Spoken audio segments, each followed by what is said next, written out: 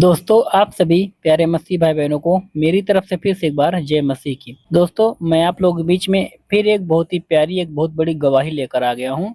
यह गवाही बहुत अलग होने वाली है क्योंकि दोस्तों यह गवाही एक ऐसी है ना जो कि यह गवाही सुनने के बाद आप बहुत ही हैरान हो जाएंगे कि सच में हमारा जो प्रभु यीशु मसीह है वो कैसे बड़े-बड़े काम करता है। दोस्तों जैसा कि आप लोग देख पा रहे हैं एक वीडियो चल रहा है और इनको आप लोग बहुत अच्छी तरह से जानते होंगे, पहचानते होंगे। यह एक प्रभु के दास है और प्रभु के शुभ समाचार को लोगों तक पहुँचाते हैं।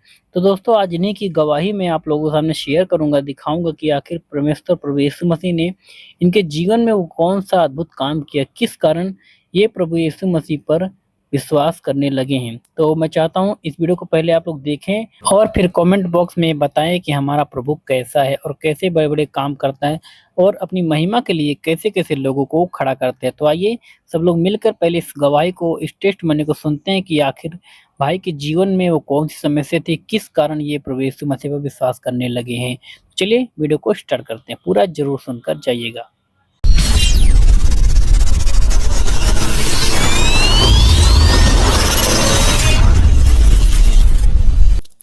आज मुझे ये गौरव प्राप्त हुआ है कि आप तमाम लोगों के सामने मुझे अपने जीवन की गवाही प्रस्तुत करने का मौका मिला। हम इसके लिए परमेश्वर को लाख लाख धन्यवाद देते हैं।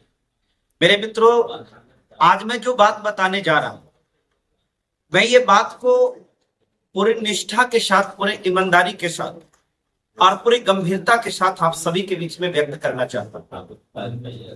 क्योंकि एक व्यक्ति, जैसा कि आप सब जानते हैं, मैं बिहार से हूं। मैं भी एक उस फैमिली में जन्म लिया जिस फैमिली में छुआछूत, भेदभाव, भिन्न भिन्न प्रकार के जो अनुसूचित जाति जो होता है, बिहार के खास करके या भारत के कोने कोने में रहने वाले लोगों को पता है कि किस प्रकार से अनुसूचित जाति के लोगों के ऊपर, जो खास करके अनुसूचित जाति के होते हैं, उनके ऊपर किस प्रकार का दोहन, शोषण और उत्पीड़न होता था। जिस परिवार में मैंने जन्म लिया, अनुसूचित जाति परिवार में, इस नाते मेरे साथ भी उस प्रकार की चीजें हुई। मैं बचपन से बड़ा ही धार्मिक प्रवृत्ति का था। उस प्रवृत्ति को होने के नाते मैं हमेशा पूजा पाठ करने के लिए मंदिर में जाया करता था और वहां पर पूजा अर्चना करता था। इस बात को कहने में मैं कहीं से भी संकोच महसूस नहीं करता कि जितना भी मैंने पूजा पाठ किया उसका असर मेरे जीवन में नेगेटिव हुआ। अर्थात कहने का मेरा मतलब, मेरे जीवन में मैंने कुछ पाया नहीं और इस प्रकार से मैंने अपने जीवन में किसी भी प्रकार का अचीवमेंट बाय द गॉड मेरे जीवन में नहीं मिली। हाँ, इस बात को आगे बढ़ाने से पहले एक बात मैं जरूर बता देना चाहूंगा। कोई अगर धार्मिक या आध्यात्मिक व्यक्ति होंगे, उनसे मेरा निवेदन है कि आपका जो आस्था है, आपका जो विश्वास है, आपके और आस्था, आपके विश्वास, इसको आघात पहुंचाना ये मेरा मकसद नहीं। आपकी भावनाओं को आहत करना ये मेरा मकसद नहीं। मैं जो ये टेस्टमनी दे रहा हूं, ये टेस्टमनी सिर्फ मेरे जीवन का टेस्टमनी है जो मेरे जीवन में बदलाव हुआ है।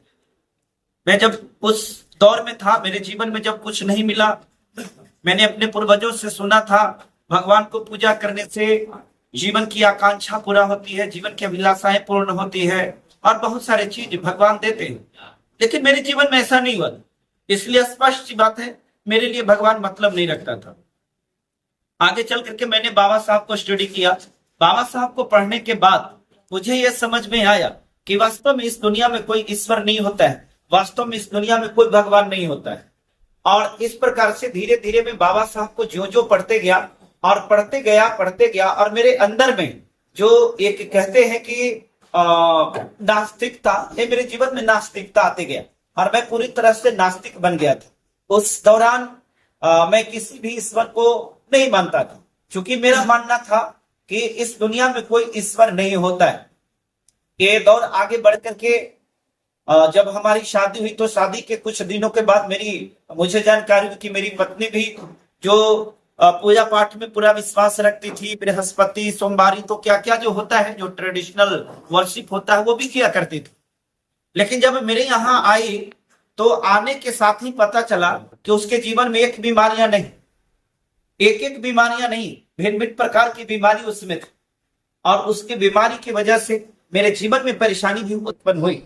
किसी रात किसी दिन मैंने उससे पूछा तो कभी वो नहीं कहा कि मैं भला हूं, मैं चंगा हूं। आज पूछो तो हाँ आज आंख दर्द कर रहा है, कल पूछो तो आज नाक दर्द कर रहा है, परसों पेट दर्द कर रहा है। और इस प्रकार से वो हमेशा ट्रीटमेंट में रहती, हमेशा उसके लिए इलाज बहुत जरूरी है। वो इलाज जब उसको नहीं मिलता तो कह सकते हैं कि उसके जीवन के लिए बहुत ही डेंजरस पल होता। उसके साथ में मेजर प्रॉब्लम बीपी का होता था और बीपी डाउन हो जाने की वजह से किसी भी समय गिर करके बेहोश हो जाया करती थी। इस स्थिति में एक प्रॉब्लम उसकी नहीं थी, बहुत सारी बीमारियां थी और इन बीमारियों को लेकर के मैं बहुत परेशान था। लेकिन क्योंकि उस समय मैं टीचिंग क्षेत्र में था, मैं पढ़ाने का काम करता था, तो जो मैं भी पढ़ाता था उससे जो भी इनकम आता था उन सारे पैसे से मैं अपनी पत्नी का ट्रीटमेंट कराता था, इलाज कराता था। लेकिन इस इलाज को कराने के लिए मेरे पास में सफिशिएंट पैसे कहाँ थे।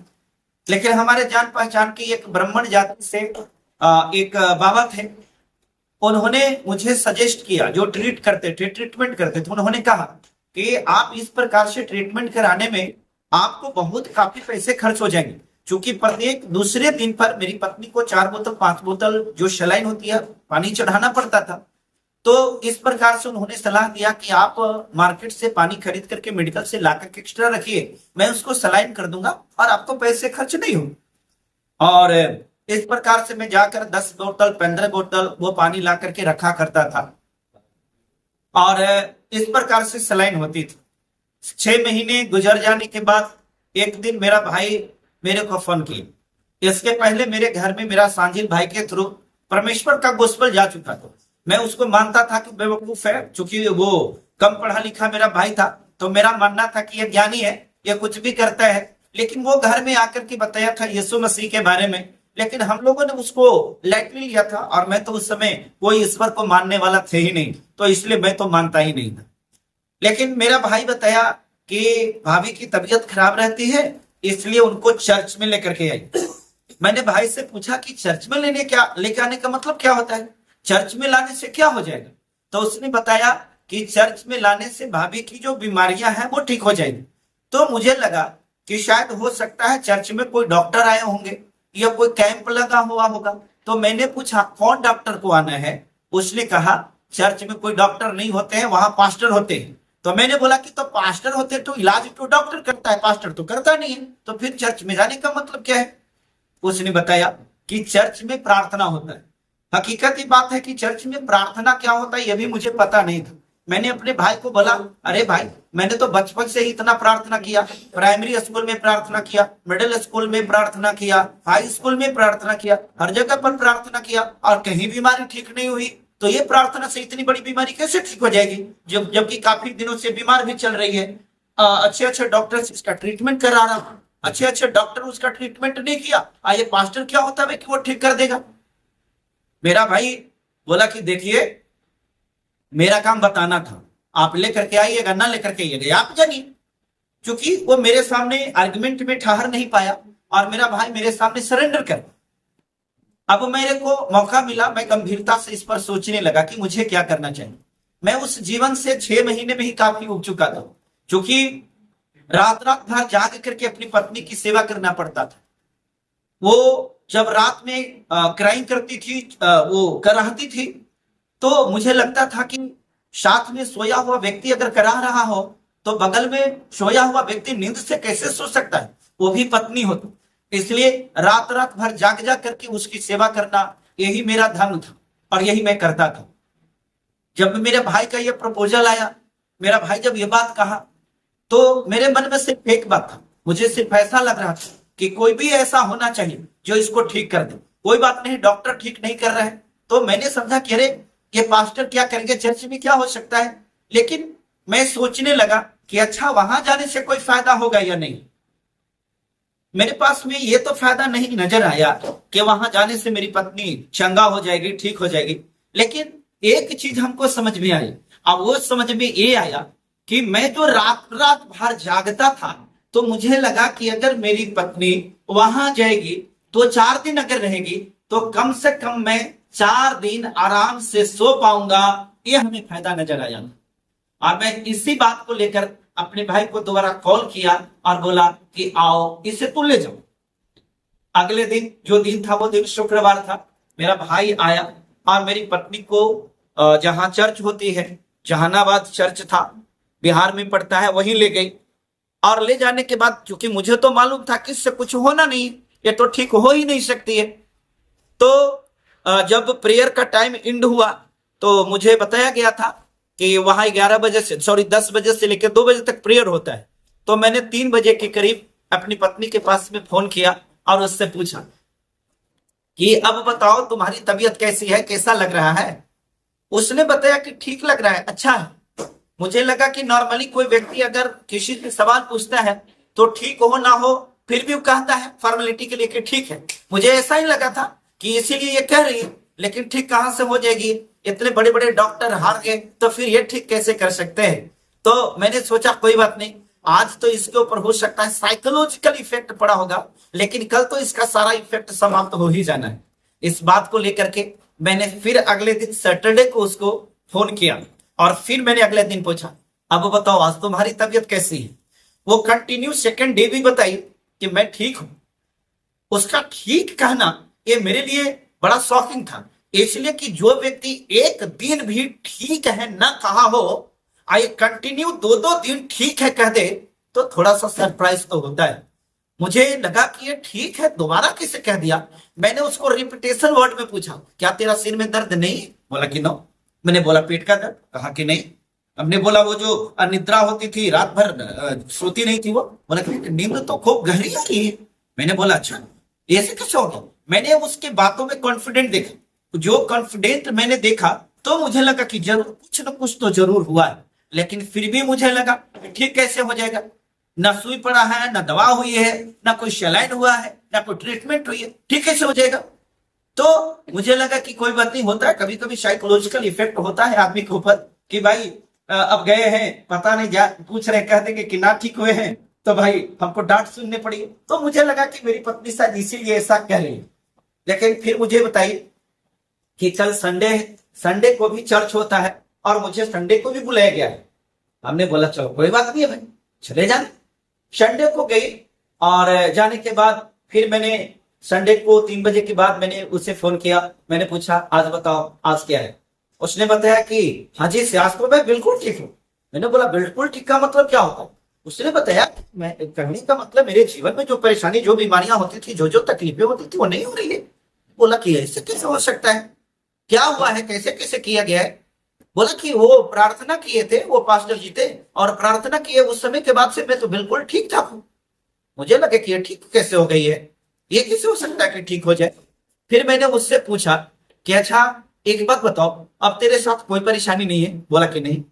लेकिन उसने बोला मैंने जब उससे पूछा था कि तुम्हारी तबीयत तब कैसी है तो उसने बोला कि मैं तो अब ठीक हूं लेकिन आप ठीक नहीं रहेंगे।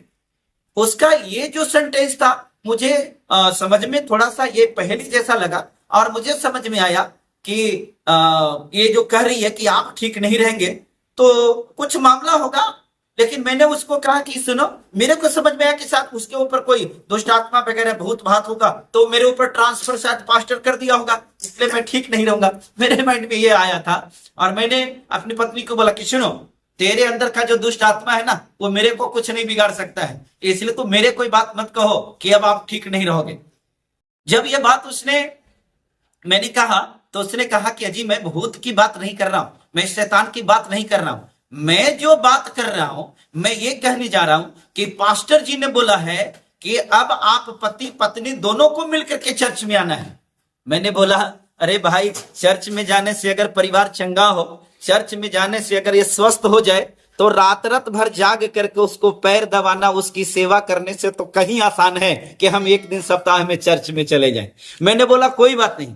और फिर उसके बाद जब वो आई मेरे पास में तो मैंने जो पाया वास्तव में हम परमेश्वर को लाख लाख धन्यवाद देते हैं कि उन्होंने हमारे जिंदगी को हमारी पारिवारिक जिंदगी को बिल्कुल बदल दिया था। उस समय के बाद से हमारी पत्नी जब आई तो बिल्कुल पूरी तरह से चंगी हो चुकी थी और उसके जीवन में कहा जाता है कोई दुख कोई तकलीफ कोई परेशानी कोई बीमारी नहीं थी। इस चीज को देख करके मैं बहुत प्रसन्न हुआ और मैं चर्च में जाना शुरू किया। हालांकि जिस दिन पहले दिन जाना था तो मैं ये सोचा था कि कोई बात नहीं मैं तो मानने वाला हूं नहीं, मैं तो भगवान को मानता नहीं हूं, मैं तो ईश्वर में विश्वास करता नहीं हूं, लेकिन जाना पड़ेगा क्योंकि पत्नी की बात है अगर नहीं जाएंगे, वो ठीक नहीं होगा, तो फिर रात रात भर जाग करके मुझे पैर दबाना पड़ेगा। चलो हमको चलना है। जब पहला दिन मैं गया और चर्च में जब बैठा तो वहां दरी बिछी हुई थी, नीचे बैठने की व्यवस्था थी, मैं बैठा था। एक वहां लेहट होता है जो पास्टर के द्वारा कराया जाता है, तो उन्होंने मेरे सबके सिर पे ऊपर हाथ रख रख करके प्रार्थना कर रहे थे, तो मैं भी मेरे ऊपर भी हाथ रख करके प्रार्थना की। तो मेरे को याद है कि मैं बहुत फूट फूट करके रो रहा था, रो रहा था, रो रहा था, रोते जा रहा था, रोते जा रहा था, रोते जा रहा था। जब प्रार्थना समाप्त हुआ तो मैंने बगल वाला से पूछा कि मैं रो क्यों रहा था। बगल वालों ने मेरे को बताया कि भैया आपके ऊपर पवित्र आत्मा आया था। मैंने बोला यह पवित्र आत्मा क्या होता है? उसने बताया अभी आप नहीं समझोगे, धीरे धीरे सब समझ में आ जाएगा। और इस प्रकार से मैं अपनी पत्नी के वजह से चर्च में जाना शुरू कर दिया। लेकिन मैं एक बात को शॉक्ड था, मुझे लगे कि ठीक कैसे हो गया, ये प्रार्थना में कैसे कौन साथ सकती है कि ठीक हो गया। मैं पास्टर से संपर्क किया। अब मैंने बोला पास्टर जी एक बात बताओ, आपने जो मंत्र पढ़ा है ना वो वाला मंत्र मुझे भी दे दो ताकि मैं भी लोगों को ठीक करूंगा। उसने बोला अरे भैया यहाँ कोई अंतर मंत्र नहीं होता है। तो मैंने बोला ठीक कैसे किया? उसने बताया कि मैंने प्रार्थना किया। बोला कि कौन सा प्रार्थना किया, कैसे किया, वो मुझे बताओ, मेरे को भी लोगों को ठीक करना है। उसने बोला अरे भाई किसी की सिर दर्द हो रही है तो आप बोलना कि हे परमेश्वर इसका सिर का दर्द दूर कर दो, दूर कर देगा। मैंने ये बात कहा। और दूसरी बात उन्होंने फिर हमको जब बताया कि देखो जब तेरा विश्वास परमेश्वर के ऊपर आ जाएगा तो वो विश्वास कर लेने के बाद अगर आप परमेश्वर के मार्ग पर चलोगे, यीशु मसीह के रास्ते पर चलोगे, तो फिर आपके जीवन में कोई दुख तकलीफ नहीं होगा। मैं चूंकि एक क्वालिफाइड व्यक्ति था, उन दिनों में मैं पीजी कर चुका था और मैं कॉलेज का प्रोफेसर भी रहा था, इसलिए हमारे पास में किसी भी प्रकार का अंधविश्वास की बात, इस किसी भी प्रकार की अज्ञानता की बात और किसी प्रकार की कोई कह दे कि मुझे कोई भटका दिया, कोई डाइवर्ट कर दिया, मुझे कोई चेंज कर दिया, ऐसे कहने वाले को तो मैं स्पष्ट कहूंगा अपने आप को तेज नहीं बनना चाहिए, क्योंकि मैं भी एक सेंसियर हूं, मेरे अंदर में भी सेंसिटिविटी है और मेरे अंदर में भी अंडरस्टैंडिंग है। तो कोई व्यक्ति अगर मेरे बारे में ये कहे तो मैं इस बात को इतना ही सिर्फ कहूंगा उस व्यक्ति के पास में ज्ञान की कमी है, क्योंकि मैंने होश हवास में रह करके पूरी बुद्धिमत्ता के साथ, पूरी होशो हवास के साथ मैंने इस बात को डिटरमाइन किया परमेश्वर मुझे तेरे चरणों में ही रहना है। और फिर सिलसिला शुरू हो गया और अब मुझे इस बात को लगा कि अब हमको भी ठीक करने वाला बनना है, क्योंकि एक व्यक्ति, एक पास्टर सिर्फ प्रार्थना करके ना धूप ना अगरबत्ती ना खसी ना बोका ना भेड़ा ना गधा ना अगरबत्ती ना तो कुछ भी नहीं देना है जी, बिल्कुल खाली हाथ गया और बिल्कुल ठीक हो गया, वो भी सिर्फ एक दिन में।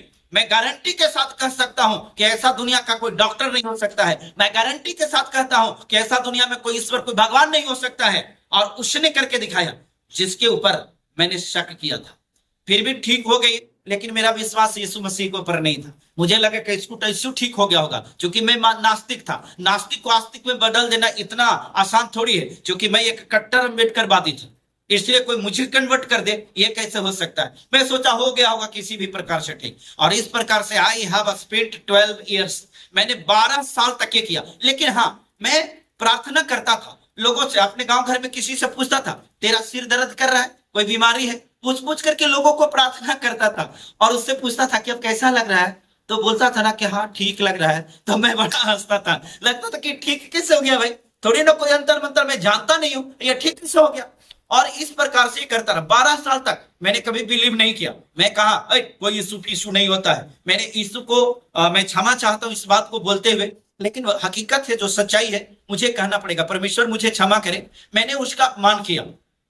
बाइबल की बातों को समझ में आता है कि पवित्र आत्मा का अपमान कभी करना नहीं चाहिए, क्योंकि वो दंडनीय होता है। लेकिन उस समय मैंने बोला, जिस समय मैं परमेश्वर को नहीं जानता था, वो हमारी अज्ञानता था, भूल थी। लेकिन फिर इसी प्रकार से मुझे बाद में पता चला, मैं कलीसिया से जुड़ा और कलीसिया के आदमी ने एक बार मेरे को बताया कि जानते हैं आप अगर चंगा करना चाहते हैं, लोगों को बीमारी ठीक करना चाहते हैं ना, तो आपके अंदर में अभिषेक आना चाहिए। तो बोलो कि ये क्या चीज होता है अभिषेक, अब अभिषेक हमें कहाँ मिलेगा। मैंने बोला कि अभिषेक कहाँ मिलेगा, तो उन्होंने बोला ना कि पास्टर जी के पास मिलेगा। मैंने सोचा कि चलो तो पास्टर जी से अभिषेक ले लेना है। मैं गया, पास्टर को पैसा निकाल करके बोला कि पास्टर जी मेरे को अभिषेक दे दो। पास्टर बोला भैया ये पैसा अभिषेक से नहीं मिलता है। बोले कि तो कहाँ मिलता है, मार्केट में मिलेगा क्या? बोले कि मार्केट में भी नहीं मिलेगा। अभिषेक लेने के लिए आपको परमेश्वर को पूरा विश्वास, यीशु मसीह पर विश्वास करना पड़ेगा, और विश्वास के साथ ही आपको आराधना, प्रार्थना, फास्टिंग, बहुत सारे सिस्टम को करना पड़ेगा। लेकिन मैं तो शॉर्टकट में फेरा में था, मुझे तो शॉर्टकट चाहिए था। इतना करने की बात क्या है फिर लास्ट में एक आदमी ने बताया कि जालंधर में जो है ना वो अभिषेक होता है, महाअभिषेक होता है। बोल के ये जालंधर में अभिषेक नहीं महाअभिषेक होता है, तो हमको तो अभिषेक ही चाहिए और वहां महाअभिषेक होता है, तब तो जरूर वहां जाना चाहिए। हम धन्यवाद करते उस भाई को। हालांकि उस पास्टर से अभी हमारा एक वेल रिलेशन नहीं है, हालांकि मेरे तरफ से नहीं है। कोई व्यक्ति कोई पास्टर के अंदर में अहंकार अगर आ जाए तो मुझे लगता है कि he is not from the God, वो परमेश्वर की ओर से नहीं हो सकता है। मैं अपने जीवन को परमेश्वर के वचन को जब मैं पढ़ा, परमेश्वर ने हमेशा कहा अपने आप को विनम्र करो, क्योंकि विनम्रता के द्वारा परमेश्वर की आशीष को पा सकते। लेकिन कृपा उन्हीं का था जिनके थ्रू मैंने वहां गया था। और वहां जाने के बाद मुझे अभी भी याद है कि जालंधर में वो जो जगह है, गंदी नाली बस्ती बारूआती बोलते हैं, वो जगह है। और वहां का जो पास्टर है, जब पहली बार मैंने मिला तो मुझे लगा कि ये तो कोई साधु है। लेकिन साधु कहो या संत कहो, क्योंकि संत का मतलब जो मैंने सीखा कि वास्तव में संत क्या होते हैं, संत का परिभाषित करने वाला, संत का हकीकत जो परिभाषा होता है, उनसे मिलने के बाद हमको पता चला। और जिन्होंने मेरे जीवन को बदला और जिन्होंने आज मुझे इस काबिल बनाया कि आज कोई व्यक्ति अगर बीमार है तो मैं खाली उसको बोल दूंगा कि जा तो शाम में तुम्हारी बीमारी ठीक हो जाएगी, तो 100% वो ठीक हो जाएगा, मेरी गारंटी है। 1000 नहीं लाख का हम बॉन्ड पेपर पर लिख करके दे देंगे। कोई व्यक्ति जिसको डॉक्टर ने डिक्लेयर कर दिया है कि आप अब नहीं बचोगे, आ जाए मेरे पास 3 महीने के लिए, मैं गारंटी के साथ कहता हूं कि उस डॉक्टर का इस स्टेटमेंट को परमेश्वर मेरा फेल करेगा और वो जिएगा। आज मैं परमेश्वर के राज्य के लिए, उसके किंगडम के लिए मैं काम करता हूं। और एक चीज और उन लोगों को मैं जरूर बताना चाहता हूं, मेरे दोस्तों, मसीह को ग्रहण करना कोई धर्म परिवर्तन नहीं है। मसीह को ग्रहण करना के मतलब जीवन परिवर्तन है। मसीह को ग्रहण करना के मतलब सच्चाई की ओर चलना है। मसीह को ग्रहण करने का मतलब अपने जीवन के मूल्यों को समझना है। मसीह को ग्रहण करने का मतलब आपके अंदर में इंसानियत आ चुकी है। मसीह को ग्रहण करने का मतलब आप किसी के दुख को देख करके दुखी होना शुरू हो गए हैं। मसीह के मतलब आप किसी को सहयोग करने के योग्य हो चुके हैं। इस प्रकार से मैं एक बात जल्द बता देना चाहता हूं, मसीह बनना इतना आसान नहीं है। आप सब कुछ भी आप बन जाएंगे, लेकिन एक मसीह बनना बहुत टफ है, बहुत डिफिकल्ट है, बहुत मुश्किल है। इसलिए एक मसीही जीवन को गुजारने के लिए व्यक्ति के जीवन में लोभ, लालच, मद, क्रोध इत्यादि त्यागना पड़ता है। एक अच्छे विश्वासी बनने के लिए आपके जीवन के अंदर में जितनी भी कुरीतियां, जितनी भी बुराइयां हैं, उन चीजों को त्यागना पड़ता है, तब जाकर के एक अच्छा मसीही बन सकता है। आज के दिन में जो इस दुनिया में तो नहीं कहे, लेकिन भारत में जो चीज चल रही है बहुत चिंता का विषय है। मैं उन लोगों से भी जो प्रोसिक्यूशन को लेकर के आते हैं, उन लोगों को इस बात को बताना चाहते हैं, मेरे भाई, इंसानियत की रक्षा कीजिए। यीशु मसीह इस पृथ्वी पर आया था कोई धर्म बनाने के लिए नहीं, बल्कि इंसानियत की रक्षा करने के लिए आया था। यीशु मसीह यहूदी परिवार में जन्म लिए। यीशु मसीह के मरने के 40 वर्ष के बाद, 40 वर्षों के बाद ईसाई धर्म का जन्म हुआ। इसलिए यीशु मसीह कोई धर्म बनाने के लिए नहीं, बल्कि इंसानियत के लिए आया। बहुत बहुत धन्यवाद आप सभी को फिर से जो हमारी इस टेस्टिमनी को सुने।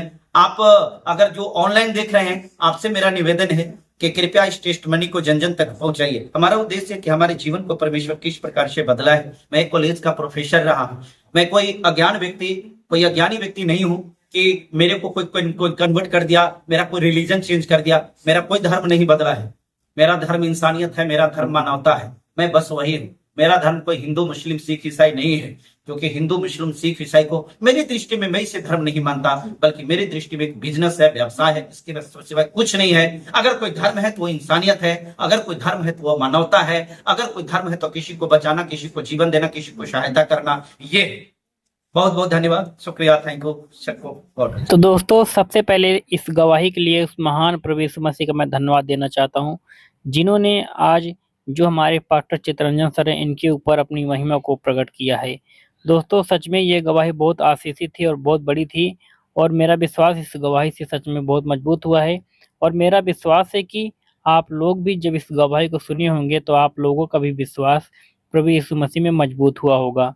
क्योंकि दोस्तों, यह कोई छोटी गवाही नहीं थी, बल्कि बहुत बड़ी गवाही थी कि कैसे एक ईश्वर को न मानने वाले, कैसे उन्होंने सत्य को जाना कि सच्चा प्रभु यीशु मसीह है, जीवित परमेश्वर है। वो हमारी प्रार्थनाओं को सुनता है और हमें हर एक कलेश से बचाता छुड़ाता है। अगर हम उस पर विश्वास करते हैं, अगर विश्वास से कोई भी चीज़ हम प्रभु यीशु मसीह से मांगते तो परमेश्वर हमारे जीवन में उस चीज़ को पूरा करता है। दोस्तों सच में हमारा परमेश्वर महान है और उसकी जितनी तारीफ़ की जाए उतना कम है दोस्तों, क्योंकि उसने हम सभी मनुष्य से इतना प्रेम किया ना दोस्तों कि उसने अपना जो लहू है, अपना जो प्राण है हमारे लिए दिया है। इतना हमसे वो प्रेम करता है, लेकिन मनुष्य कितना दूर हो गया है परमेश्वर से, कितना परमेश्वर से घृणा करने लगा है, जो कि नहीं करना चाहिए। उन्हें सत्य जानने की ज़रूरत है कि कोई तो था, कोई तो परमेश्वर है जो हमसे प्रेम करता है, कोई तो है जो हमारे लिए अपना प्राण को दिया है, कोई तो है जो हमारी समस्याओं को दूर करता है, कोई तो है जो हमारी प्रार्थनाओं को सुनता और हमें जवाब देता है। दोस्तों उन्हें सत्य जानने की ज़रूरत है और मैं चाहता हूँ कि इस गवाही को ना आप लोग अगर सुन चुके हैं, अगर आप लोग चाहते हैं कि ये गवाही कोने-कोने तक पहुँचे, भारत के कोने-कोने तक, अदर हर एक कंट्री में, हर एक जगह ये गवाही पहुँचे, तो आप लोग प्लीज़ दोस्तों ये आपके माध्यम से गवाही कोने-कोने तक पहुँच सकती है। वो कैसे? क्योंकि दोस्तों अगर इस गवाही को आप लोग शेयर करेंगे, जितना भी आप लोग शेयर करेंगे ना, उतना इस गवाही को लोग सुनेंगे और सुनने के बाद वो भी देखेंगे कि सच में प्रभु यीशु मसीह जीवित परमेश्वर है। वो प्रार्थनाओं को सुनता है और वो हम सभी से प्रेम करता है। वो लोग भी सत्य को जानेंगे, इसलिए इस गवाही को शेयर करने की ज़िम्मेवारी आपकी है। आप लोग जितना शेयर करेंगे ना, उतना लोग इस गवाही को सुन पाएँगे और इस गवाही से बहुत से पापी, बहुत से जो प्रभु यीशु मसीह को नहीं जानते, जो सत्य की खोज कर रहे हैं, अगर वो लोग भी इस गवाही को सुनेंगे तो सच में वो भी जीवित परमेश्वर को पा जाएँगे और वो भी प्रभु यीशु मसीह की पीछे चलने के लिए तैयार होंगे। क्योंकि परमेश्वर हमें आज्ञा दिया है कि हर एक जो लोग इस धरती पर है सबको शुभ समाचार सुनाओ, सबको परमेश्वर के बारे में बताओ, ताकि सबको परमेश्वर के पास हम लोग ला सकें। क्योंकि दोस्तों हम जब तक किसी को बताएँगे नहीं, जब तक किसी के जीवन में परमेश्वर आएँगे नहीं, तब तक उसका जीवन सच में अंधकार से भरा रहेगा। वो सत्य को नहीं जानेगा और उसका जीवन दलदलों में रहेगा दोस्तों। तो मैं चाहता हूँ कि हर एक जो इस धरती पर जो लोग रहते हैं, वो सभी लोग सत्य को जानें और सत्य उन्हें आज़ाद करे। दोस्तों क्या आप लोगों को ये गवाही प्यारी लगी है? तो आप लोगों को अगर लगी हो तो अपना एक प्यारा-सा कमेंट कर ज़रूर जाइएगा। चलिए दोस्तों, आप लोगों से मिलता हूँ फिर मैं आप लोगों से अगली वीडियो में ऐसी ही अद्भुत गवाही के साथ, अद्भुत टेस्टमनी के साथ। तब तक बने रहिए इस चैनल पे। सबको जय मसीह की। और हाँ दोस्तों, क्या अभी तक आप लोगों ने इस चैनल को सब्सक्राइब नहीं किया तो कर लीजिए, ताकि जब भी कोई मसीह से जुड़ी हुई वीडियो, जब भी कोई अद्भुत गवाही, जब भी कोई शुभ समाचार इस चैनल पे मैं अपलोड करूँगा, सबसे पहले आप लोगों तक पहुँचे और आप लोग देखकर प्रभु यीशु मसीह में और ज़्यादा विश्वास योग्य बन सके। इसलिए दोस्तों इस चैनल को आप लोग सब्सक्राइब ज़रूर करिएगा। चलिए दोस्तों, मिलता हूँ नेक्स्ट वीडियो में। परमेश्वर आप सभी को आशीष दे। आमीन, आमीन और आमीन। यीशु मसीह देता खुशी, करे महिमा।